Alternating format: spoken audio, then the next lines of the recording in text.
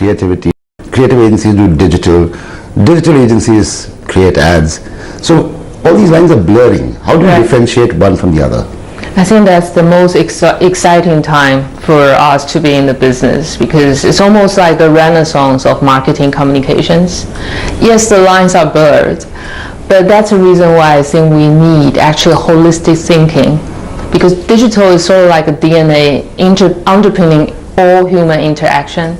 So it's like an attitude and skill sets that all specialist agency will need to enable better integration. So it's almost like it needs to be better integrated, but at the same time it needs deep specialization in the area, all through from strategy to delivery. Right. So my feeling is that there will be blurring areas, especially from the strategic view, but on the specialist delivery capabilities, it will go deeper and deeper to differentiate. Yeah. You know, you've said that it's not the idea, it's how you execute the idea that's going to be a differentiator. You know, a lot of people don't have an idea how do you execute it. So can you expand on that for me? I think right now, because of digital, and because digital create really an on-demand generation from the consumer, it is important not just the strategy, but how you execute the strategy and how the execution actually feedback to the way strategy are formed. Yeah. If you don't have execution capabilities, a lot of time the nuances for success is really in execution and how you manage and learn from that. So it's extremely critical for our age. Now, staying with this, you know, for the marketer, this is a very difficult time because everybody, all these people say the same thing, almost the same language. Right. How does he learn that he should work with one agency and not the other? Because the idea sounds good. He will know that they can execute or not execute only later. So how does the marketer help, how does he make his decisions? I think that it's even more common nowadays that we see, probably not so much in India yet, but we see the trend coming up, is a lot of time clients make a decision on agency, not based on the old pitch model where we go and pitch for ideas, but more on credential and capability audit and understanding from the existing customers of those agencies on how they work together, how flexible, agile they are.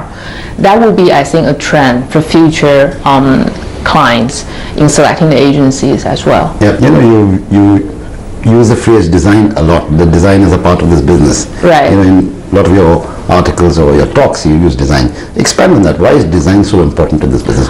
And when you talk design, what do you mean by design? Right. So I started in ad agencies, and when I started, design feels like an attachment to the creative department. Sometimes it means visual design studio. Today, because the way that human interaction with brands are changing so much, the key thing in the strategy is how you design the customer journey, how you make sure brand fit into the ecosystem within the brand. So it's of strategic value rather than the visual value. Right. So I think design thinking is something that all business need to embrace because it actually helps you redefine yourself in a more holistic way. Right. Can you give me an example of work that you've done where you've showed your capability for design and design thinking? Can you share an example with us from? I want to talk about two cases, and both of them from Brazil, Right. With the same client of Fiat. The reason why I want to bring it that way is because we have a 15 years work relationship with Fiat. I think that's critical in moving forward to the next phase. The relationship between client and agency need to go beyond project-based, because a lot of strategic thoughts, you can only do it when you have the mutual understanding and trust, not just for the industry, but for the organization the client live in. Right. So one example is Fiat Live Store. It's an online showroom for cars that enable your buying process, and the way we develop a device and train a bunch of people that can actually service customer online.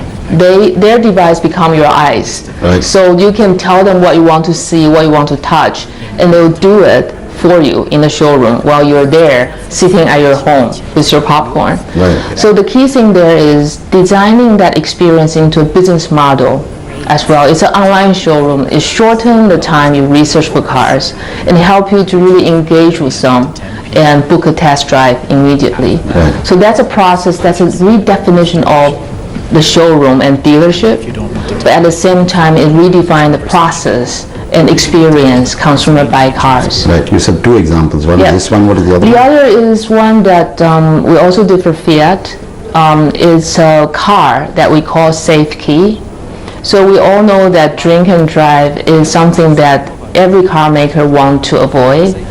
Instead of doing an ad as a public message to consumers, what we do is to design the key. It's like an alcohol tester that you blow to the key. If you don't have alcohol level, then the key will pop up and you can drive the car. If you exceed the limit, it immediately links to a taxi app Right. and bring to your location, and the car wouldn't work because you have alcohol. Do you do that with any of your clients where you're taking risk as well? Yes. Okay. Yes, we do. And how do you assess ROI on these cases? So because right now the point of inspiration for a brand, which is the brand storytelling and the point of transaction, thanks to technology, come closer and closer together. In a lot of instances, we can really evaluate the final results because it's not a piece of communication. So for example, we have in China, using mobile commerce as an example, that we actually help the store to set up their mobile payment. And when the consumer come and they spend money, actually the client can use very simple setup fee that's quite affordable for them. So they're empowered for mobile payment. But the fee for the agency a lot of times is based on the transaction. Right. So if we make it very usable and we actually help them to track consumers to the stores, the consumer will spend money there and we get a fixed per transaction. Right. Okay, finally, isobar India, what are we going to see here in the next few years? I think that with the rise of e-commerce in India, with the 4G coming in as a key mobile driver, and we see in many countries mobile accelerate innovation, and the mobile actually accelerate how brand and transaction come closer together easier. So brand commerce is what we believe as the future of brands. Right. We believe that will be one of the killer app from isobar India as well. And a lot of clients will be able to take all the experience that we have experimenting in other countries, try to create their own testing ground before mobile really have a phenomenal impact on the majority of the audience. Right. So this will be the way that we actually want to take isobar India, is to ensure that in the offering of brand commerce, we help brands and business transform